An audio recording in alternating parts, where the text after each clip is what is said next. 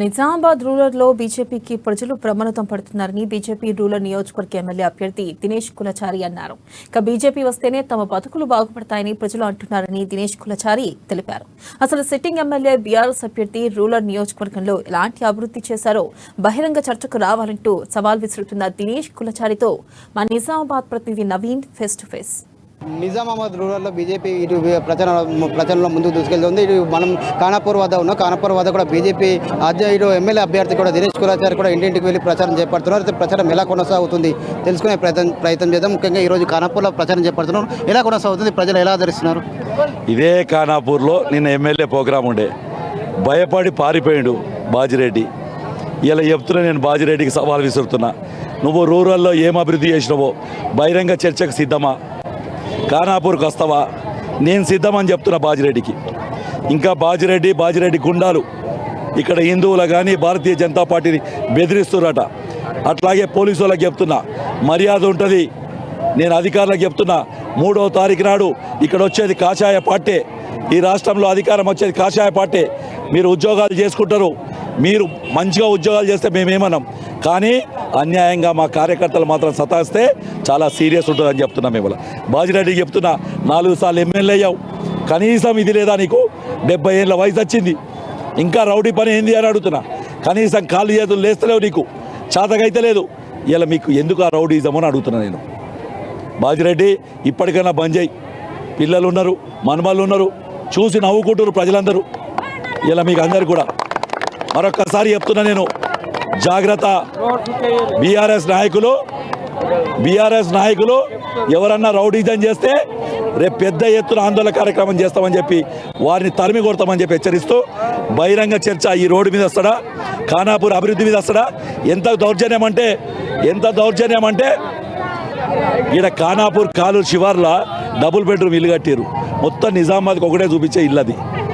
మా ప్రాంతంలో కట్టి అర్బనోడు ఇల్లు తీసుకుంటాడు. ఈ శాతగాని ఎమ్మెల్యేనేమో ఇంట్లో పట్టాడు. శాతగాని ఎమ్మెల్యేని వీళ్ళు ఇంట్లో పట్టున్నాడు. మా ప్రాంతంలో భూములు కట్టి మాకు ఇల్లు వేయాల్సింది పోయి మా ఇల్లు మమ్మల్ని ఇది చేస్తున్నారు. రోడ్లు లేవు, ఘోరమైన ఇండస్ట్రీ ఉంది, ఘోరమైన పొల్యూషన్ ఉంది.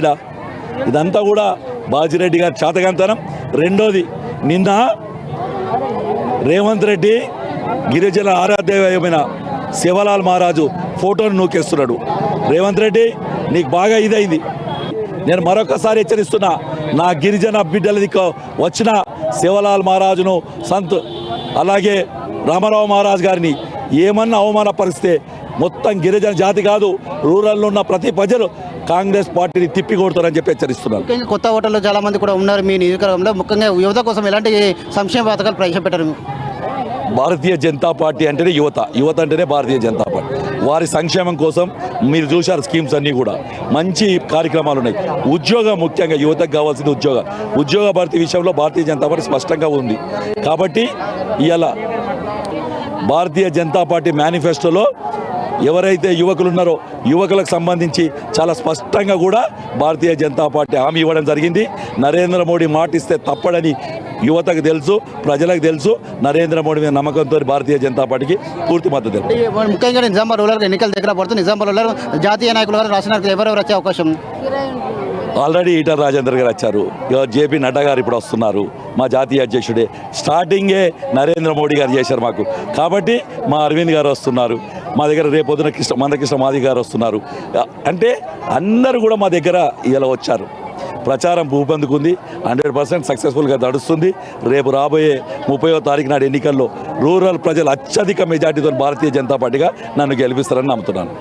నిజామాబాద్ రూరల్లో బీజేపీ ప్రచారం విజయవంతంలో ముందుకు దూసుకెళ్తుందని చెప్పి జాతీయ నాయకులతో పాటు వివిధ నాయకులు కూడా ఇక ప్రచారంలో వస్తున్నారని చెప్పి చెప్తున్నారు. ముఖ్యంగా బీజేపీ పార్టీని కూడా ఇక్కడ ప్రజలు నమ్ముతున్నారని చెప్పి ప్రధానంగా చెప్తున్నారు. ఇక్కడ బాజిరెడ్డి గోవర్ధన్ అనేక అక్రమాలకు అన్యాయాలు కూడా చేస్తున్నారని చెప్పి, ముఖ్యంగా ఇటు ఖానాపూర్ శాఖ అభివృద్ధి కూడా ఎలాంటి చేశారని చెప్పి కూడా చర్చకు రావాలని కూడా దినేష్ కుమార్ సవాల్ విసురుతున్న పరిస్థితి మాత్రం కనిపిస్తుంది. ఖచ్చితంగా ఇటు నిజామాబాద్ రూరల్లోకి మాత్రం బీజేపీ జెండా ఎగరడం ఖాయమని మాత్రం దినేష్ కుమార్ చెప్తున్న పరిస్థితి మాత్రం కనిపిస్తుంది.